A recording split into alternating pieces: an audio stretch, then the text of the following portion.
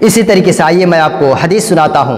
حدیث کے راوی عثمان رضی اللہ تعالیٰ عنہ کہتے ہیں کہ نبی کریم صلی اللہ علیہ وسلم نے ارشاد فرمایا، من مات وهو يعلم انه لا الہ الا اللہ دخل الجنہ، جو شخص اس حال میں مرا کہ وہ اللہ کے ساتھ کسی کو شریک نہیں کیا، جنت کے اندر داخل ہوگا۔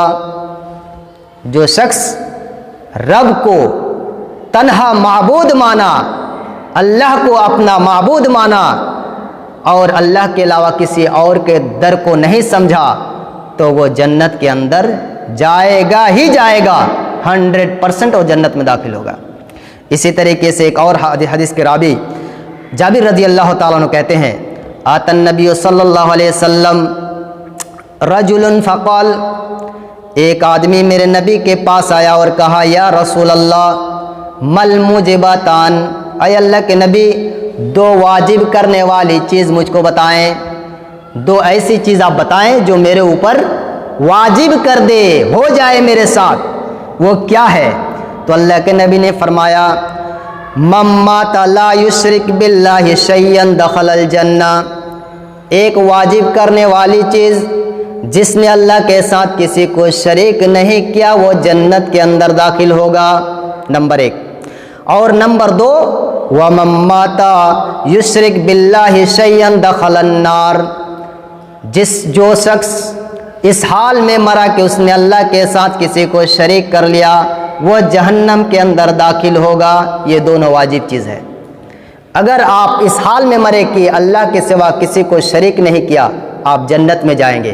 آپ اس حال میں مرے کہ اللہ کے ساتھ کسی کو شریک بنایا، چاہے وہ پتھر ہو، چاہے وہ پہاڑ ہو، چاہے وہ سمندر ہو، چاہے وہ چاند ہو، چاہے وہ سورج ہو، چاہے وہ قبر ہو، چاہے وہ پیر ہو، چاہے وہ اولیاء ہو، اگر آپ نے اللہ کے برابر میں رکھ کر کے اس کے سامنے آپ نے سجدہ کیا، اس کے سامنے نظر و نیاز کی، تو آپ جہنم میں جائیں گے، 100% آپ جہنم میں جائیں گے۔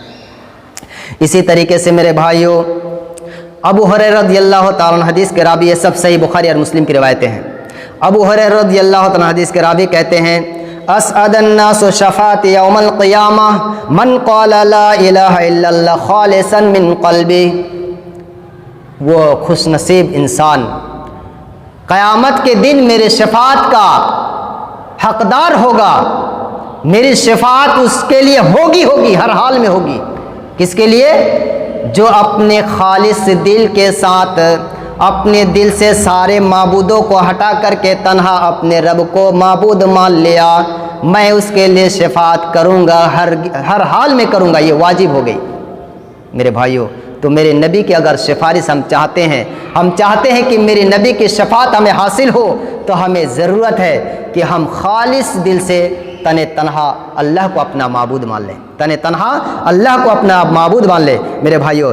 اسی طریقے سے ایک اور حدیث کے راوی ابی ذر رضی اللہ تعالیٰ عنہ کہتے ہیں کہ آتانی جبریل علیہ الصلوۃ والسلام میرے نبی صلی اللہ علیہ وسلم کے پاس آئے اور کہا، فبشرنی انہ من مات لا یشرک باللہ شیئا دخل الجنہ، اے اللہ کے نبی آپ اپنی امتی کو خوشخبری دے دیجئے کہ جو شخص بھی اللہ کے ساتھ کسی کو شریک نہ کرے اور اس حال میں اس کی موت ہو جائے تو یقیناً وہ جنت کے اندر داخل ہوں گے، اس کو جنت لازم ہے، وہ جنت میں جائیں گے۔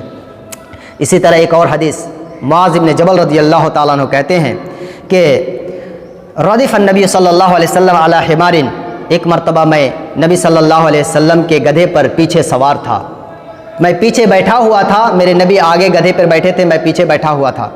اتنے میں آپ نے کہا، یا معاذ، اے معاذ، اس سے مخاطب ہو کر کے کہا، اے معاذ، هل تدری حق اللہ علی عبادہ، اے معاذ تم جانتے ہو کہ اللہ کا حق اس کے بندوں کے اوپر کیا ہے؟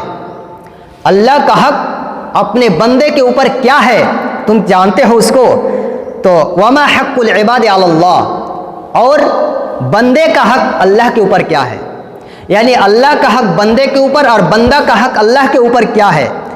تب معاذ نے کہا، اللہ و رسولہ عالم، اللہ اور اس کے رسول بہتر جانتے ہیں کیا حق ہو سکتا ہے۔ تو آپ نے کہا فَإِنَّ حَقَّ اللَّهِ عَلَى عِبَادِهِ أَن يَعْبُدُوهُ وَلَا يُشْرِكْ بِهِ شَيْئًا، ایک بندے کا، ایک اللہ رب العالمین کا بندے کے اوپر حق یہ ہے کہ وہ اللہ کے ساتھ کسی کو شریک نہ کرے. یہ اللہ کا بندے کے اوپر حق ہے. اور بندے کا اللہ کے اوپر حق کیا ہے؟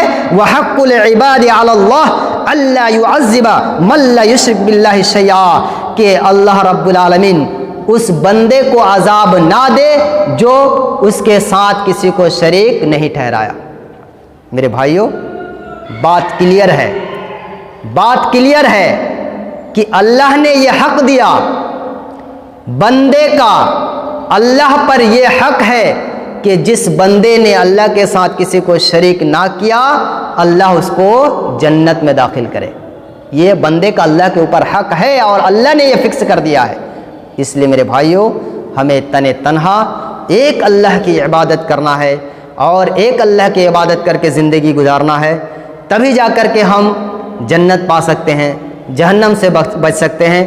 اور اگر ہم کسی دوسرے کے در کے بھکاری ہو گئے، دوسرے کے در میں جا کر کے چکر کاٹنے لگے، تو ہماری دنیا بھی برباد ہے، آخرت بھی برباد ہے. اس لیے اللہ رب العالمین تنہا ہمیں اللہ کو معبود بنا کر کے زندگی میں رہنے کی توفیق عنایت فرما. اللہ ہمیں صرف تو اپنے در کا بھکاری بنا لے. اللہ تعالیٰ تو دوسروں کے در سے ہمیں بے نیاز کر دے. اللہ رب العالمین تو ہماری تمام مرادوں کو پوری فرما.